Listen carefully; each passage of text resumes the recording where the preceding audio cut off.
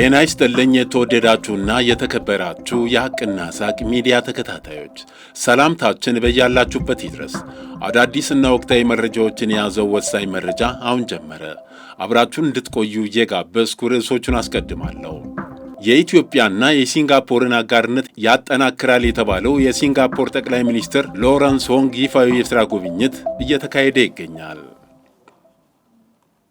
ኢትዮጵያ በአህጉሪቱ ያላት ተደማጭነትና ተጽዕኖ የተረጋገጠበት የቡድን 20 ጉባኤ እየተካሄደ ነው።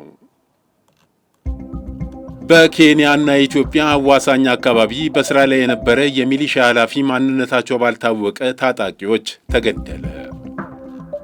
በአፋር ክልል የተከሰተው ግዙፍ የእሳተ ገሞራ ፍንዳታ የአቧራ ብናኝ ቀይ ባህርን ተሻግሮ ምዕራባዊ የመን መድረሱ ተሰማ።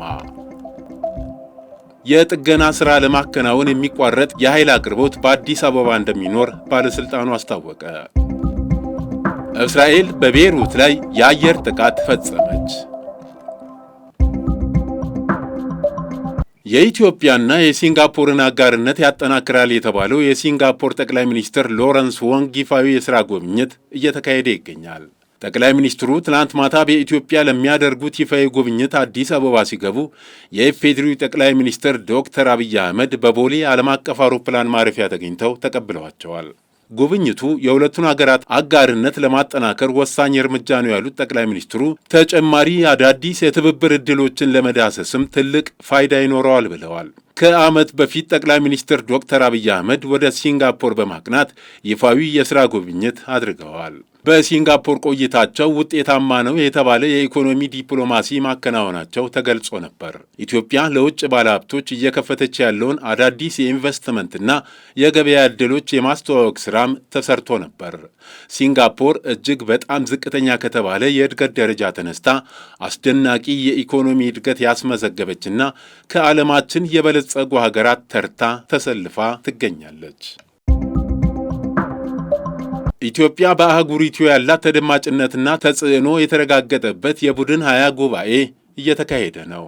ኢትዮጵያ በቀጣናው ብሎም በአፍሪካ ያላት ተደማጭነትና ተጽዕኖ በቡድን 20 የመሪዎች ጉባኤ ላይ እንድትሳተፍ አስችሏታል ሲሉ የፕላንና ልማት ሚኒስትሯ ዶክተር ፍጹም አሰፋ ገለጹ። በጠቅላይ ሚኒስትር ዶክተር አብይ አህመድ የተመራ ልዑክ በደቡብ አፍሪካ በተካሄደው የቡድን 20 የመሪዎች ጉባኤ ላይ የተሳተፈ ሲሆን ከጉባኤው ጎን ለጎን ከተለያዩ ሀገራት መሪዎችና ከተቋማት የሥራ ኃላፊዎች ጋር ውጤታማ የሁለትዮሽ ውይይቶችን አድርጓል። የፕላንና ልማት ሚኒስትሯ ዶክተር ፍጹም አሰፋ ልዑኩ በጉባኤው ላይ የነበረውን ቆይታ አስመልክተው በሰጡት ማብራሪያ ኢትዮጵያ በጉባኤው ላይ እንድትሳተፍ የተጋበዘችው በአህጉሪቱ ባላት ተደማጭነትና ተጽዕኖ መሆኑን አንስተዋል። ኢትዮጵያ እያስመዘገበችው ያለው ፈጣን ኢኮኖሚ፣ በመንግስት እየተከናወኑ ያሉ የለውጥ ስራዎችና በቀጣናው እንዲሁም በአፍሪካ ያላት ተጽዕኖ በጉባኤው እንድትሳተፍ አስችሏታል ብለዋል። በአፍሪካ አህጉር ላይ ለመጀመሪያ ጊዜ በተደረገው የቡድን 20 ስብሰባ ላይ መሳተፍ መቻሏ ለኢትዮጵያ ታላቅ ፖለቲካዊ ትርጉም እንዳለውም አስረድተዋል። የመሪዎች ጉባኤ የአፍሪካውያን ድምፅ የሚሰማበት መድረክ እንዲሆን ጥረቶች ተደርገዋል ያሉት ሚኒስትሯ ጠቅላይ ሚኒስትር ዶክተር አብይ አህመድ በመድረኩ ላይ ይህን የሚያጠናክር ንግግር ማድረጋቸውን አስታውሰዋል። ጠቅላይ ሚኒስትሩ በጉባኤው መክፈቻ ላይ ባደረጉት ንግግር ኢትዮጵያ እያከናወነች ያለውን ዘርፈ ብዙ የለውጥ ሥራዎች በተመለከተ ገለጻ ማድረጋቸው ተጠቁመዋል። የዓለም አስተዳደር ችግሮችን፣ የኢኮኖሚና የፋይናንስ ተግዳሮቶችን እንዲሁም የአየር ንብረት ለውጥን በተመለከተ የኢትዮጵያን አቋም አንጸባርቀዋል ብለዋል። ሚኒስትሯ በማብራሪያቸው ኢትዮጵያ ከቅርብ ጊዜያት ወዲህ እያከናወነቻቸው ባሉ የለውጥ ሥራዎች ምክንያት ተሰሚነቷ እየጎላ መምጣቷን ጠቅሰው በጉባኤው መሳተፏም ይህን የሚያረጋግጥ ነው ብለዋል። በኬንያና ኢትዮጵያ አዋሳኝ አካባቢ በሥራ ላይ የነበረ የሚሊሻ ኃላፊ ማንነታቸው ባልታወቁ ታጣቂዎች እንደተገደለ ፖሊስ አስታወቀ። ቅዳሜ ምሽት በኢትዮጵያና ኬንያ አዋሳኝ አካባቢ ሞያሌ ጋምቦና ኢትዮጵያ ሞያሌ መሸጋገሪያ ከፍተኛ ተኩስ እንደነበር የአካባቢው ነዋሪዎች ተናግረዋል። አንድ ስማቸው እንዲጠቀስ ያልፈለጉ የኢትዮጵያ ሞያሌ ነዋሪ እንደገለጹት ቅዳሜ ምሽት 12 ሰዓት ጀምሮ እስከ ምሽቱ 2 ሰዓት ድረስ በሞያሌ ኢትዮጵያና ጋምቦ መሸጋገሪያ በኦሮሚያ ክልል በሚተዳደረው የሞያሌ ከተማ በኩል ቦሌ ተብሎ በሚጠራው አካባቢ ከፍተኛ ተኩስ እንደነበር ገልጸዋል።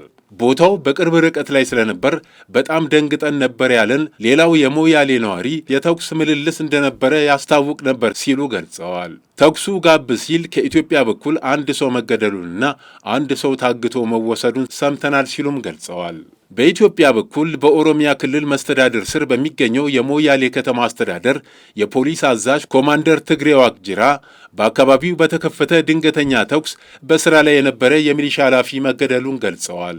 የገዳዮቹን ማንነት በተመለከተም ለተነሳላቸው ጥያቄ ሲመልሱ ያልተጣራ ነው፣ ከኬንያ የጸጥታ አካላት ጋር የምንነጋገርበት ይሆናል፣ የታጠቀ ይሁን የመንግስት አካል ስናጣራ የምንለው ጉዳይ ይኖራል ሲሉም ተናግረዋል። ከተገደለው የሚሊሻ አመራር በተጨማሪ አንድ ሰው ታግቶ ተወስዷል በሚል ከነዋሪዎች ለተነሳው ሐሳብም ኮማንደር ትግሬ የሁለቱ አዋሳኝ አካባቢዎች የጸጥታ አካላት በጋራ ስለምንወያይ ያንንም ጉዳይ እናጣራለን ሲሉም ምላሽ ሰጥተዋል። ከዚያም ከቅዳሜ ምሽት በኋላ የአካባቢው እንቅስቃሴ ወደ ቀድሞ መደበኛ እንቅስቃሴው ተመልሷል ያሉት የፖሊስ አዛዡ ከጉዳዩ ጋር በተያያዘ ተጨማሪ ማጣራቶች ተደርገው መረጃዎችን ይፋ እንደሚያደርጉ ገልጸዋል። በአፋር ክልል የተከሰተው ግዙፍ የእሳተ ገሞራ ፍንዳታ የፈጠረው የአቧራ ብናኝ ቀይ ባህርን ተሻግሮ ምዕራባዊ የመን መድረሱ ተገለጸ። ፍንዳታው እየለቀቀ ያለው ሰልፈር ዳይኦክሳይድ SO2 ስለተባለው መርዛማ ጋዝ ሳይንቲስቶች ማሳሰቢያ እየሰጡ ይገኛሉ። ትናንት የፈነዳው በኤርታሌ አቅራቢያ የሚገኘው ይህ አዲስ ተራራ የፍንዳታው ድምፅ ጅቡቲ፣ መቀሌና ወሎ ዙሪያ እንደተሰማ ተገልጿል። ይህ የፈነዳው ተራራ በኤርታሌ አቅራቢያ የሚገኝ አንድ ተራራ ሲሆን ከዚህ በፊት ምንም አይነት የእሳተ ገሞራ ምልክት አሳይቶ የማያውቅ እንደነበረ የአካባቢው ነዋሪዎች ገልጸዋል። ከፍንዳታው ሲወጣ የነበረው ጭስ አካባቢውን የሸፈነው ሲሆን በአቅራቢያው ያሉ መንደሮች የትናንቱን ውሎ ግማሽ ጨለማን የተላበሰ ቀን ነበር ያሳለፉት። ፍንዳታው በተከሰተበት ሰዓት የነበረው ድምፅ ከፍተኛ በመሆኑ በኤርታሌና አፍዴራ ከተማ አቅራቢያ ንዝረትና መጠነኛ መንቀጥቀጥ ያስከተለ ሲሆን ነዋሪዎች በድምፁ እጅግ ተደናግጠን በፍርሃት ተውጠን ነበር ሲሉ ክስተቱን አስረድተዋል። የድምፁ ስሜት እስከ ጅቡቲ፣ ትግራይና ወሎ ዙሪያ ባሉ ከተማዎች ላይ እንደተሰማ ነዋሪዎቹ ገልጸዋል። ትናንት የፈነዳው ተራራ ከዋናው የኤርታሌ ተራራ 8 ኪሎ ሜትር ርቀት ላይ የሚገኝ ሲሆን ከ3 ቀን በፊት ጭስ መሰል ነገር ይታይበት እንደነበር በስፍራው በእንስሳት ጥበቃ ላይ የተሰማራ ወጣት የዓይን እማኝነቱን ገልጸዋል። ተራራው ከዚህ በፊት ምንም አይነት ምልክት አሳይቶ እንደማያውቅና ከ3 ቀን በፊት የተወሰነ ጭስ ማውጣት ጀምሮ ትናንት ለጆሮ በሚከብድ መልኩ ከፍተኛ የፍንዳታ ድምፅ እንደወጣና አካባቢውን በጥቁር ጭስ ወደ ጨለማ እንደቀየረባቸውም ከመንደሩ ነዋሪዎች ለመረዳት ተችሏል። ክስተቱ ትላንት ከጠዋቱ 4 ሰዓት እስከ 7 ሰዓት ድረስ ድምፅ እያሰማ እንደነበር የስፍራው አስጎብኚ ገልጸዋል። የፍንዳታው ጭስ አመሻሹ ላይ ትንሽ የቀነሰ ሲሆን ቀን ላይ ከነበረው ጥቁርና ጭጋጋማ አየር ወደ ነጭ አመድ መሰል ጭስ ተቀይሯል። የጥገና ስራን ለማከናወን የሚቆረጥ የኃይል አቅርቦት እንደሚኖር ባለስልጣኑ አስታወቀ። ዛሬ ህዳር 15 2018 ዓ.ም የጥገና ስራ ለማከናወን በአዲስ አበባና ሸገር አንዳንድ አካባቢዎች ላይ የኃይል መቆራረጥ ሊኖር እንደሚችል ተገልጿል።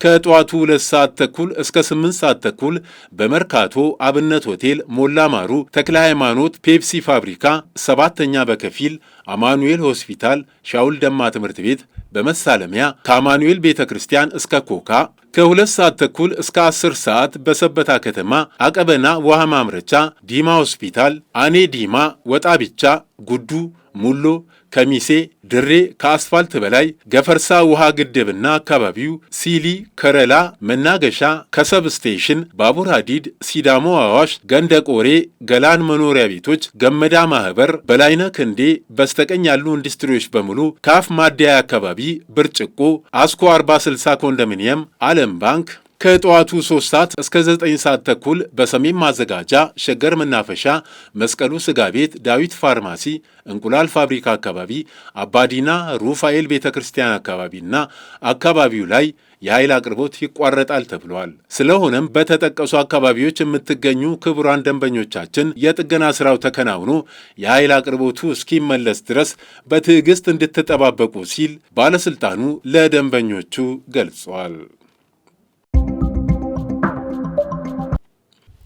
እስራኤል በቤይሩት ላይ የአየር ጥቃት ፈጸመች። እስራኤል በትናንትናው ዕለት በቤይሩት በፈጸመችው የአየር ጥቃት 5 ከፍተኛ የሐማስ ባለሥልጣናትን እንደገደለች አስታወቀች። ከእነዚህም ውስጥ የሄዝቦላህ ጀነራል ኤታማዦር ሹምና ከፍተኛ አዛዡ አንዱ የነበሩት ሃይተም አሊ ታባታባይ ይገኙበታል። የተከበራችሁ የሐቅና ሳቅ ሚዲያ ተከታታዮች ለዕለቱ ያዘጋጀናቸው ዋና ዋና መረጃዎች እነዚህን ይመስሉ ነበር። መልካም ጊዜ። መነሻችንም መድረሻችንም ኢትዮጵያ።